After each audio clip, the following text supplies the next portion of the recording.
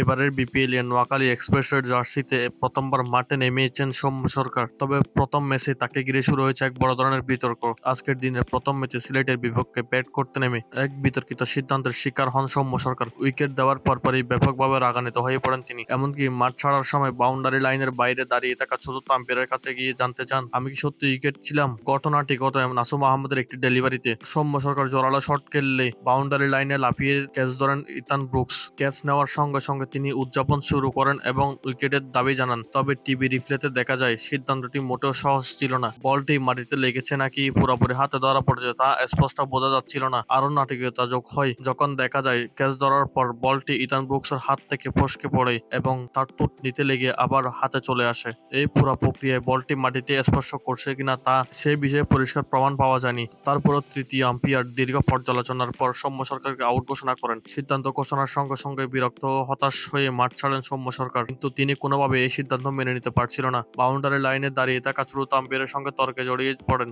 এবং বারবার জানতে চান তিনি কি সত্যি উইকেট ছিলেন কিনা। তৃতীয় আম্পায়ারের সিদ্ধান্ত চূড়ান্ত হওয়ায় চতুর্থ আম্পায়ার কিছু করার ছিল না। পরিস্থিতি সামাল দিতে না পেরে নোয়াখালী এক্সপ্রেসের এক কর্মকর্তা এসে সৌম্য সরকারকে শান্ত করেন এবং সেখান থেকে সরিয়ে নিয়ে যান। তবুও তার মুখভঙ্গি ও আচরণে স্পষ্ট ছিল এই উইকেটে তিনি কোনোভাবে মেনে নিতে পারছিলেন না। এখন প্রশ্ন থেকে যায়, দর্শক বন্ধুরা আপনাদের কি মনে হয়, সৌম্য সরকার কি সত্যি আউট ছিল নাকি এটি ছিল ভুল সিদ্ধান্ত?